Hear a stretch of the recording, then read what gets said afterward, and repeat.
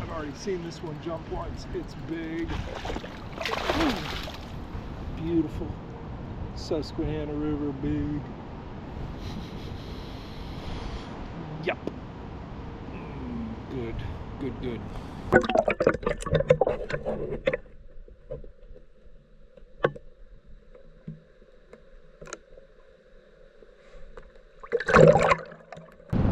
Good one. Oh, there's a musky trying to eat it.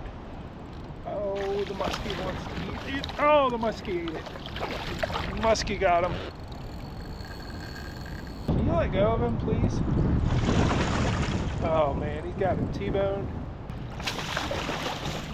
Solid smallmouth. Ooh! Oh, get you in the net. Oh, heavy. Ooh, yeah. Very nice crankbait fish. Oh gosh, it's a musky. I don't want you. Do some. Come on, get off. I don't want you. I really don't. Hey folks, starting my day at Dreschler's campground north of Liverpool, Pennsylvania. Susquehanna's right out there. Clearly, Route 15 is right behind me. And gonna let this dry out just a little bit in the sun. We did get some rain overnight. And then grab some breakfast and hit the river. So today's gonna be a pretty big challenge, mostly because of the wind. We've had a cold front come in overnight. I definitely felt it when I was sleeping in the rooftop tent. About 3 a.m. I rolled over. I went to bed actually in a t-shirt, and 3 a.m. I woke up and said I need the hooded sweatshirt on. So cold front, bright skies, and wind. So I'm intentionally choosing a section of the river that has a lot of islands to kind of position on one side or the other of whatever prevailing wind we have. So out in the open here, the wind really has the surface whipped up pretty good.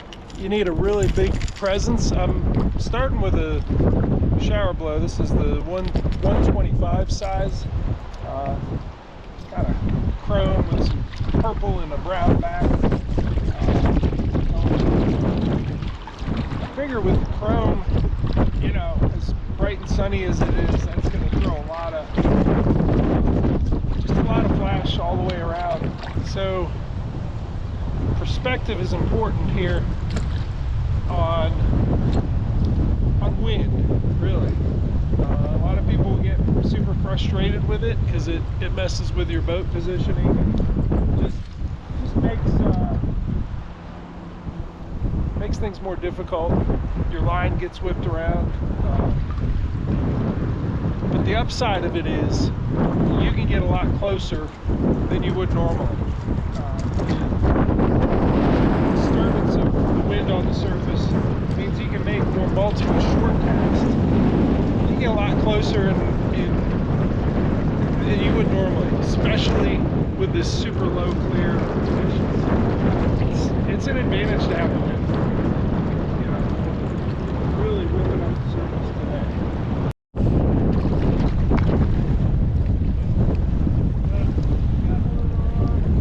Shower blow. Watch him come up and interact with it. It took him a moment to decide to eat it. Huh. That was kind of cool. These shower blow hooks are really good at holding fish. Excellent hooks. The pauses, I really needed to slow it down in order to get this first bite. I actually watched him interact with it and not eat it, swirl on it, and get up close to it, and not actually hit it. I held the pause, 2 seconds, let it go, popped it again, swirled on it, and actually hit it, but didn't get it.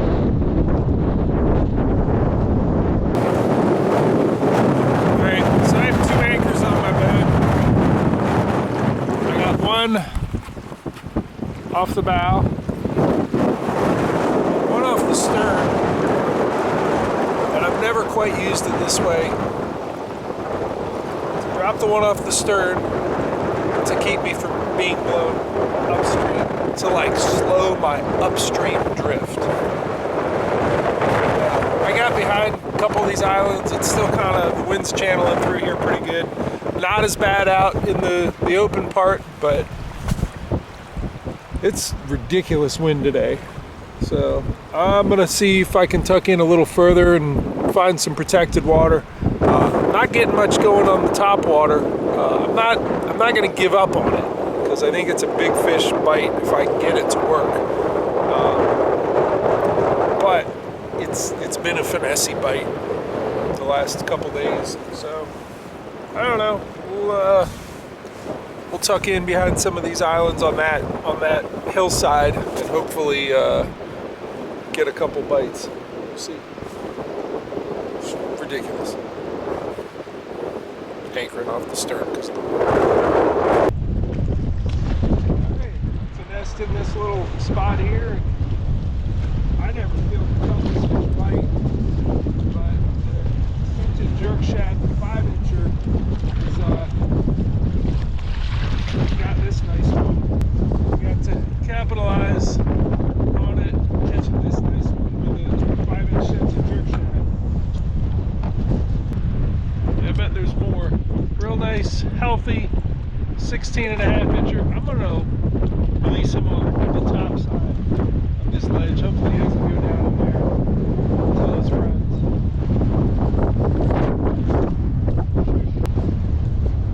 Got another one out of this little trench here. How many are in there? So, in the fall, you really do want to move fast. Keep moving, keep moving. If you have anything that works in terms of power fishing, that even gets attention, gets swirls or slashes that even if you don't connect, it tells you, hey, there's a concentration of fish here. And that's really what we have here with this little ledge trench. Let's take a look at a top-down illustration, like you're looking at a map of what I observed coming across, coming through the islands, and then in terms of depth, how shallow or deep the areas were, and what this little trench here that has a lot of shallow water around looks like. But the key point is power fish to find them, but don't just keep power fishing.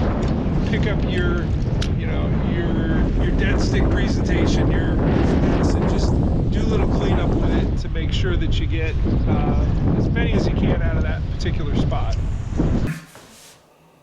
Okay, here we go. Let's talk about ledge trenches. Before we do that, I have to apologize for the horrible audio because of the wind. I'm kind of struggling with cameras at this point. I'm actually filming on my 3rd string handheld. I've killed 2 recently. Don't have the shotgun mic on there, so I did figure out something with this 3BR Outdoors. I grabbed a Rode mic that has this little wind thing. It actually fits in that little hole. They must have designed it for that. I don't know why they don't sell it as an accessory. I had to trim this, and I may glue it on there. I've glued other things on there to be a wind screen, but we'll see.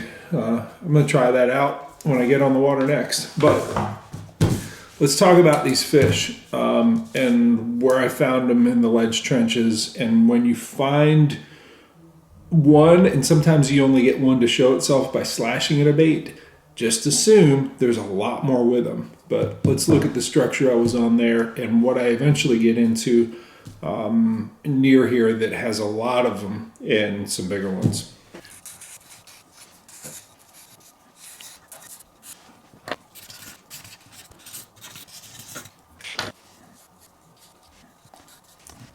All right, so I'd worked down this main area, throwing the top water, really didn't get anything going. Came around here and just struggled with the wind. Got up into, and all of this was shallow. Like all of this was like, man, 18 inches. This whole area was. And actually when you go up above here, there was a whole lot of 18 inches and shallower everywhere, because this river is super low right now. And what happened when I got into this one area, I picked off one on the top side of this ledge. And mind you, all of this was shallow, but that was the first sign that, hey, something's going on here, that there is a concentration of fish around here. I moved up in here and picked up another, and you know, in this lane, this trench in between, these are two ledges here, you know, you're gonna see fish moving back and forth. So deeper water, maybe 4.5, maybe up to 5 feet. You know, there was a concentration of fish, but what happens is you catch one or two or even three, and you put those fish back. And I tried to put one back on the top side. Hopefully he wasn't going to run back down. But especially in that clear water, they either see you or they see the fish that you just released looking freaked out. So it's kind of limited. And when you catch them, you got to catch them really quick. We're going to get into maybe some strategies for how you deal with that a little bit later. But as I moved up, generally this area between these ledges, it continued deep, and we get into some big ones up here. But think in terms of, you know, hey, shallow, shallow, shallow, and you don't know what's above, but they're going to move, you know, say you catch them here, they're either going to move this way or this way. So if you've been catching them in a spot and it just dies off, move laterally. Find them, see if you find them in that same trench, you know, further to this bank or further towards the island. Because they do just move back and forth, or even in a big deep area, they just kind of run laps. And you're going to connect with them again eventually. Sometimes you got to let it sit, let it settle down, give it a half hour, come back, and then they're ready to fire up and eat again. But they move around, and when it's this low, they're kind of penned up in these deep spots. So move around and try to keep up with them. We're gonna keep up with some big fish here in just a moment. All right, I sat here and re-rigged this rod with the baby goat with that 1/8 ounce tungsten bullet weight. The reason for that is if they're gonna be set up in the depth, in these ledge trenches, which makes sense because it's super low, and that's a secure place for them to be, but also because the wind and everything's cooling off. That deeper water is probably more stable temperature. With all the wind blowing on the line, it's harder to feel that scented jerk shad bite, you know, with that banana shaped weight on the shank, or the Z-Man ZWG, or however you rig it. I wanted a little bit more weight, but really I wanted the weight on the nose, and that gives me a more firm connection where I can feel the bottom. I think it actually helps it hold in position in current and wind a little bit better too. So it's also nice to have a follow-up bait that isn't the same as the one you just threw up in there. I can go from the scented jerk shad to this more, and I would say the baby goat is more of a craw profile. Maybe not as much as the bat wings, but it is, you know, that to me is is the body and the pinchers of a Susquehanna River craw. And,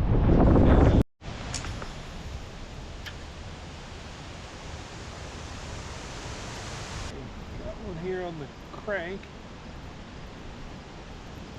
where I had just worked through there with the shower blow and got nothing. So, you know, bottom grinding might be more to their liking.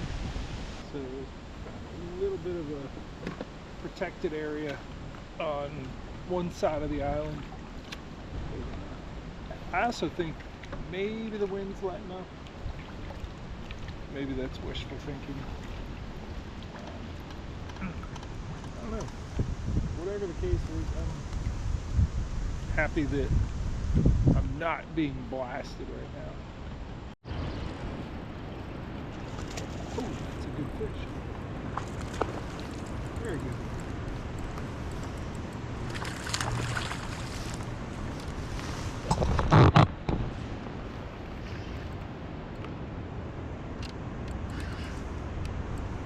Oh, is he caught in my anchor?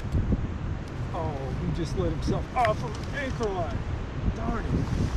I saw him run away. He was 18 or so. He wrapped right around the anchor line in the front. Gosh. I did that double anchored because I'm still getting blown around and I had confidence in that spot. All right, let's get this back in there.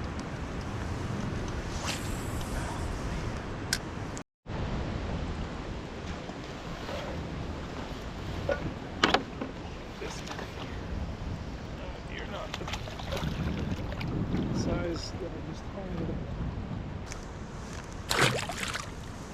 it. Trying to get stopped and not drift in or upset that area. So hooked two. Put my heel on this. Yep, that'll work.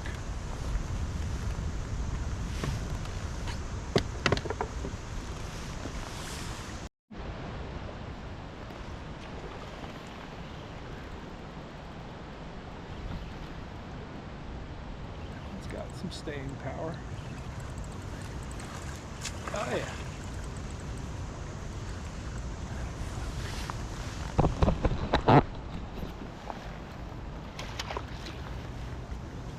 Yep. Not as big as that first one I lost, but very good size fish. I think one of those, like, just more tall than long kind of fish we have up here.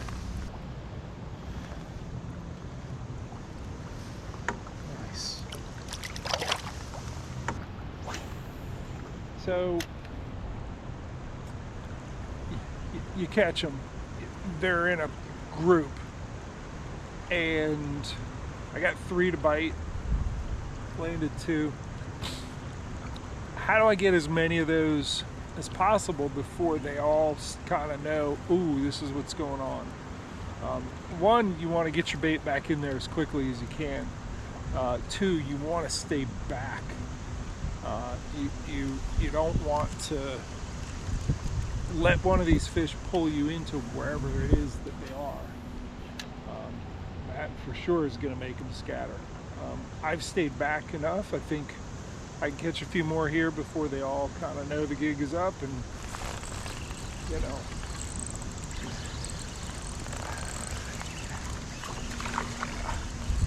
I think another one, which I'm about to do, is to switch baits, you know, not just keep throwing the same thing on there again and again. Another, release them away. I just put them on the upstream side, and I didn't do that with the first couple, but if you can, it helps. So, number of things, and this is just what happens in the fall. You go through a lot of water without finding much of anything, and then you find a bunch of them. How do you capitalize on that bunch of them? So, what did I say? Get it back in there quick. Don't crash the spot. Release the fish away from the spot if you can. And then change baits. Give them a different look. So if there was a 5th tip on how to capitalize on these clustered up fish in the fall in low, clear conditions, it's really try to figure out where they're going to go next. I'm going to leave this baby goat ready, although I didn't get any bites there. I think they've moved down this ledge line. There's a trench running all the way across. I've upset them here. I think they've probably just moved in that direction. There's probably other fish down there as well. It remains to be seen if, you know, they're being upset by caught has by being caught has, you know, upset the rest of it. It's a thing. I mean, it absolutely, you got a limited number of fish you can catch out of a school before they all just sort of clam up. But I'm thinking, moving down this ledge line, I'm gonna have some more active spots to catch more fish. The more I get towards the middle of this ledge, the more I'm exposed and not protected, you know, from the island. Really gotta do what I can to get stationary and not drift over them. That's the hard part. The wind keeps pushing me right on top of these fish. I've already seen this one jump once. It's big. Oh, really big. Oh man, that's a great fish. I can land it. That would be fantastic. Very big fish.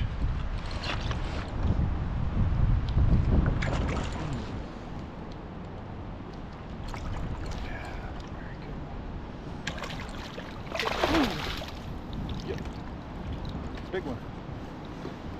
The scented jerk shad. Hey, thanks for biting that for me. Appreciate it. I haven't seen a big one like you today. Oh yeah. Nice. In a tournament, I could get this one to go 18 3/4. Closed mouth, pinch the tail. Beautiful Susquehanna River, big. Yup. Good, good, good.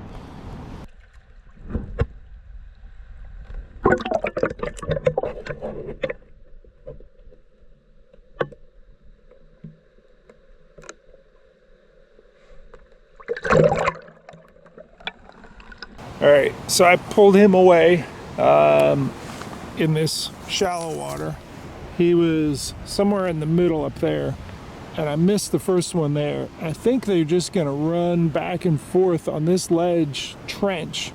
There's another deep trench out here as well, but you know, missed the one there, caught a bunch in that, and then got that 18 3/4 there. I bet she's got buddies. Let's get back up there and see if we can catch them. Looks like we're getting rained on a little bit.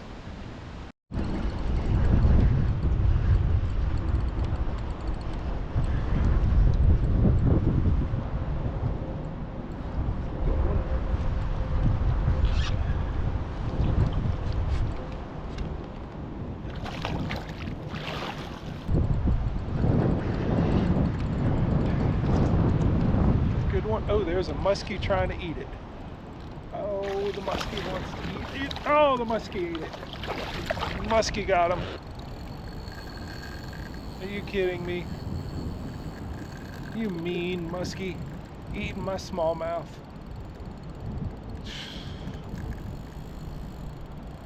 Oh man, what do we do with this?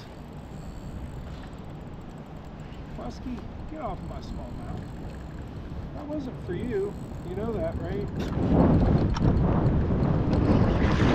He doesn't care. Can you let go of him, please? Oh man, he got him T-boned. Probably 40, I bet she's a 40-inch muskie. Eating my smallmouth. You gonna let go of him? You're gonna totally kill him, aren't you?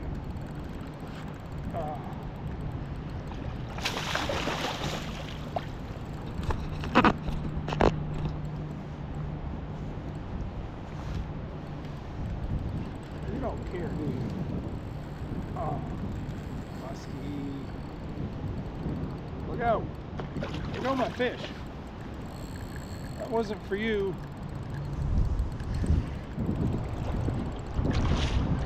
Oh, okay. Thank you. Yep, you let go. Okay. Yeah, that was a 40-inch musky. And this poor smallmouth got gnawed on pretty good. Look at him bleeding. Sorry, dude.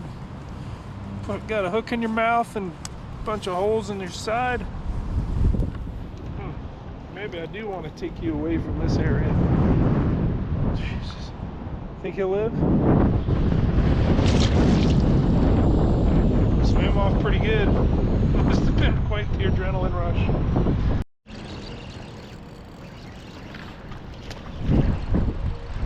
So you're gonna eat this one too? Should I net him before you can even get close to him? Nope, can't have him. Not for you.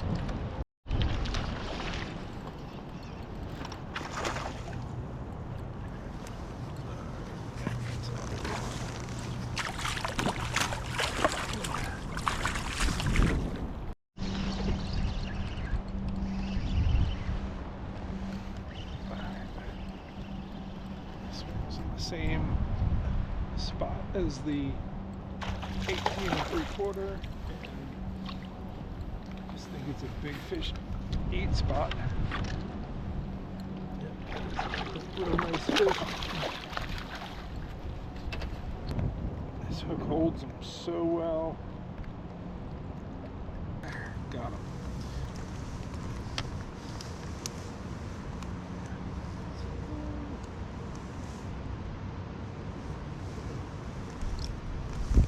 Nice 17-incher.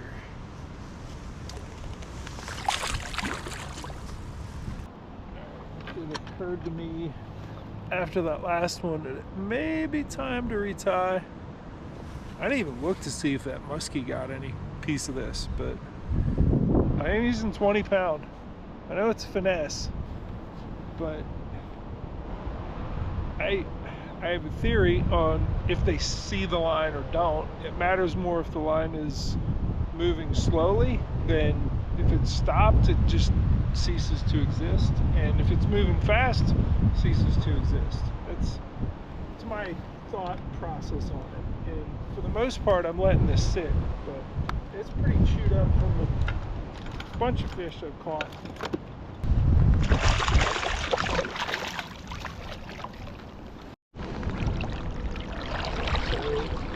All that wind just brought all these leaves into the water, and it's just kind of, in a way, made the scented jerk shad like the lowest hassle factor. I mean, everything else is catching leaves and grass. Very, very interesting trash.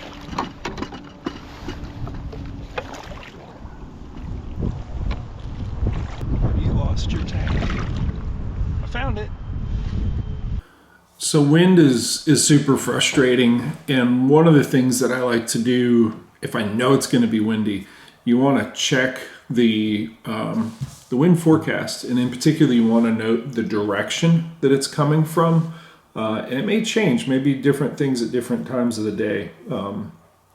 Wind Finder, Willy Weather, Omnia Fishing, all of these different apps are things that you can utilize to figure out, hey, let's find a better section of the river where I am more wind protected. On a river as wide as the Susquehanna, there's vast areas where you're just not, and especially in between where you have the two mountains coming together and the river's here, it's just channeling all that wind into that little spot, which unfortunately that's where all the ledges are and really great fishing. So it's going to be a challenge. One thing that you can do is to look at that wind direction and figure out, hey, where are some islands that are going to protect me? And in this case, this illustration, the wind direction was coming, at least early in the day, from here. It was moving in this direction. So once I got to this side of the island, I was in a little bit more protected area. And in particular, once I started fishing these trenches, with this wind protection, I got to feel the bite better. I had less frustrating, circumstances in terms of boat positioning. All the advantages all the disadvantages of fishing in the wind, were lessened because of that island. And I actually chose this location because of the wind forecast, the wind direction. So check different apps, look at the wind direction.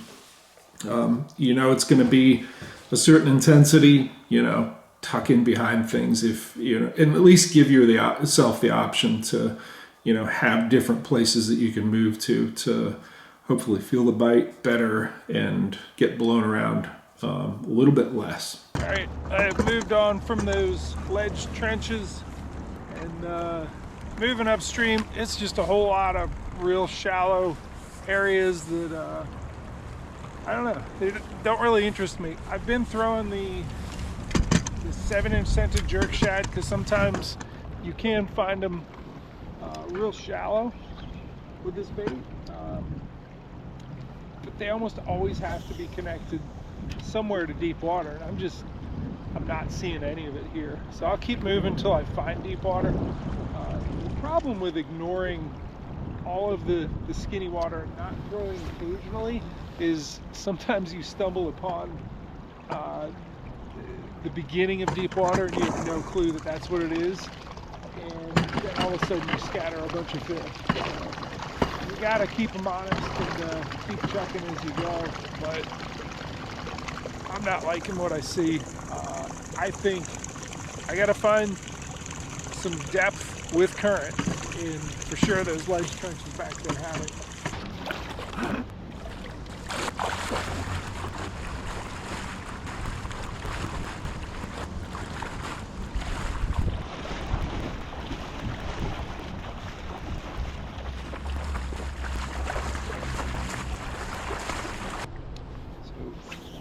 Things I really like about the 7-inch scented jerk shad this time of year, it doesn't get caught up in the grass and leaves, but when the wind really isn't blowing, and right now it's down enough that this is useful, you can throw it out there and watch around it and to see if anyone swirls and shows themselves. Sometimes they'll just come up and just charge at it and not eat it, but it at least lets you know, hey, there's some fish there. So always look at your bait as it's coming back. Oh. All right. First example of pretty deep water with what I'd call ledge feature in a while. I can still jump out and stand right there, but yep, it's consistent. At least, that part of find a ledge, find the trench behind it, find the depth with current, and dead stick a 5-inch scented jerk shad.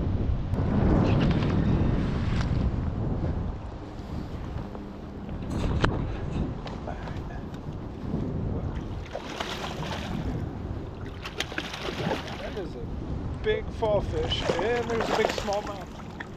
Very curious about what's happening to this big fall fish. Oh man, I tell you, if there was a fish that musky should have lashed onto, it's this thing. Yeah, he's 17-inch fall fish. Big old creek chub. Yeah, I gotta wash my hands.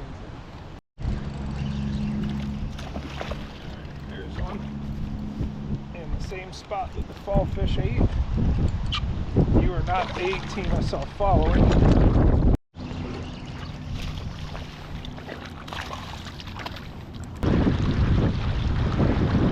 Alright, next ledge up.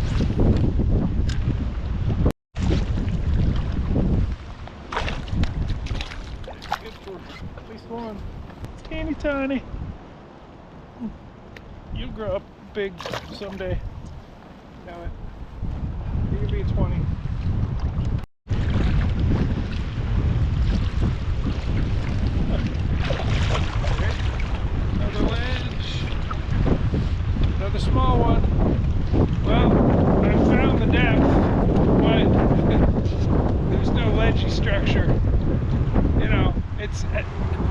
most of what I've been going through today has been less than 2 feet deep, and this is a vast area that's like 4 or 5.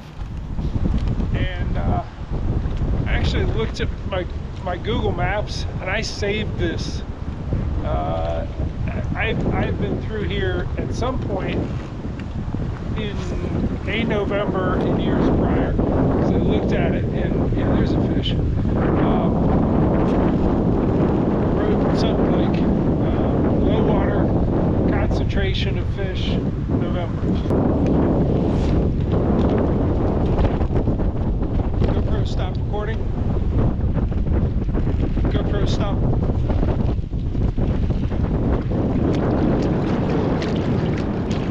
Here we go. Oh gosh, it's a musky. I don't want you. I really don't want you. Yeah. Shoot. Well, that's what I got. On the crankbait. Not you anywhere near my inflatable either.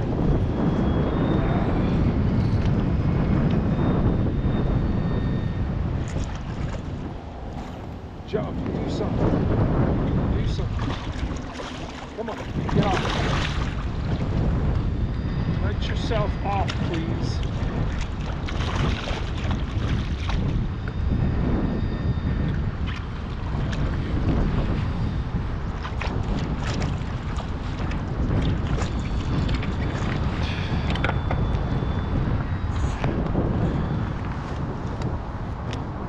I don't want you. I really don't.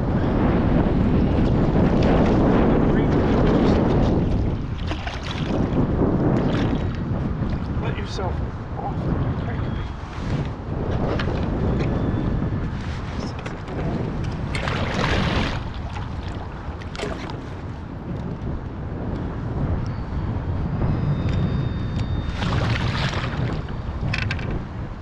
Okay. Pliers.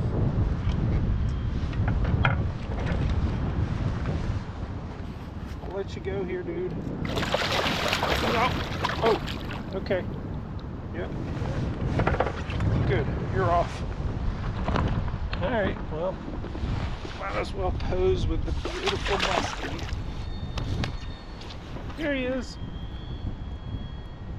Hi, Stinky. See you later, Stinky.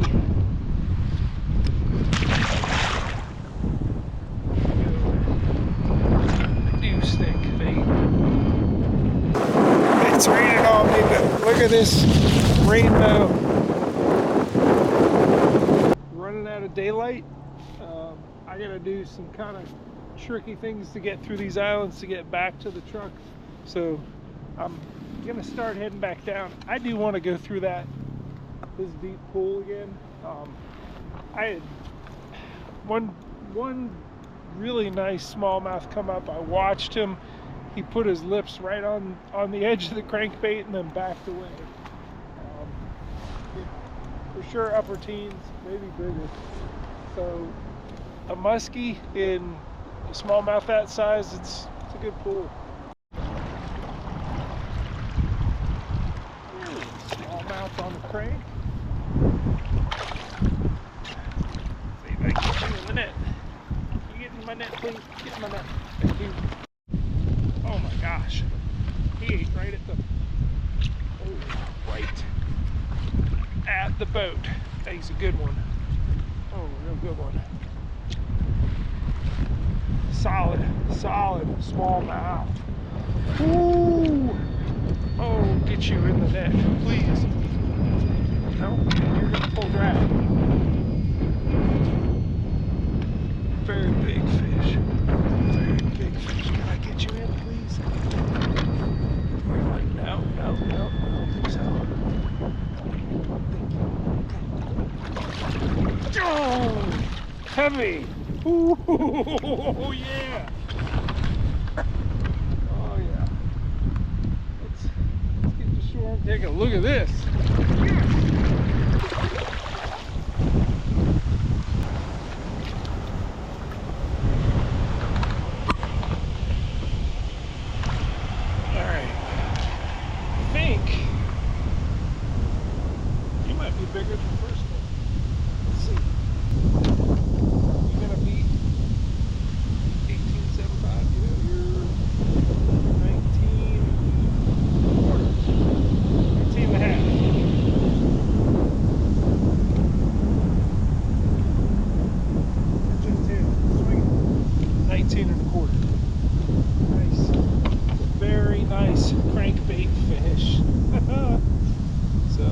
gonna drop another waypoint on this spot. The first one I had was a little bit different, a little bit further down. It's worth putting on Google Maps. You don't need to have them all on your, you know, on a depth finder chart. You know, it'll serve you well to drop waypoints, put notes in there, what you caught, when you caught it, that can help you. It helped me to come up here today. I almost quit in that shallow water, but I looked upstream and on the map, and I said, there's something worth keep pushing to get up here. I don't know how many Novembers it was I was up here. It wasn't last November. But yes, that's I'm happy.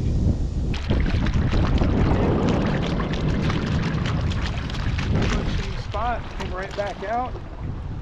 And let's see what we got. Another big one. Nice. Nice, nice, nice.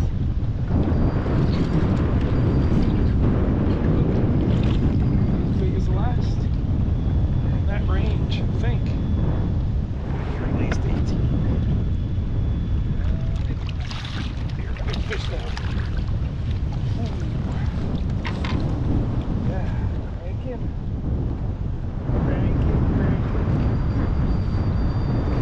Look at that beautiful fish. Sweet. Nice. 17 and a half. Away from the others. A little bit.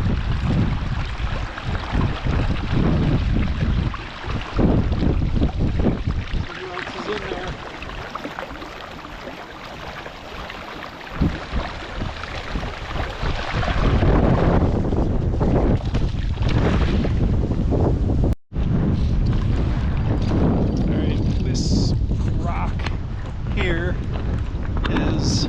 Somewhat of an anomaly in this pool. There aren't a lot of big boulders up out of the water, so going to Google Maps, I'm gonna mark it, because if I come back here in winter, this could be 2 feet underneath the surface of the water. So what I want to do, once my little blue dot gets accurate, is mark that. There's also a little bit of a ledge rock that this is connected to. It comes off that mountain. It's worth marking as well. So Google Maps, you save a little, you know, file that says Susquehanna, whatever. Might help me when I come back out here in January. Back up. Yeah, there's 2 of them following it as well. Alright, I'm ready to call it. I'm ready to be done with this relentless wind. At least I moved upstream into it, and I got it at my back, heading back down to the ramp. So get back into a warm truck. I'll give you a little bit of a wrap up on the day there. Yeah, I saw a ledge rock that I couldn't pass up. Put the scented jerk shad right on it. And that part of the pattern, you know, is held up where I can find it. Ledge rock with some depth. The fiber. All right, back in the truck, warming up a bit. It's a good day. It was a difficult day because of the wind. The wind for sure helps us in terms of when it's low and clear, it masks your approach. But on the flip side, when it gives us that, it takes something away. And that's boat positioning was very difficult. And in using the motor, when it was super low like that, the motor was banging a lot and spooking fish. So kind of a, I don't know, catch-22 of sorts. But We caught them a couple different ways. Two main ways really. The big ledges that had the trenches on the downstream side, that was just a neat spot. And if it was associated with deep water, it was a neat spot for big fish and lots of fish, including a muskie that tried to eat my fish.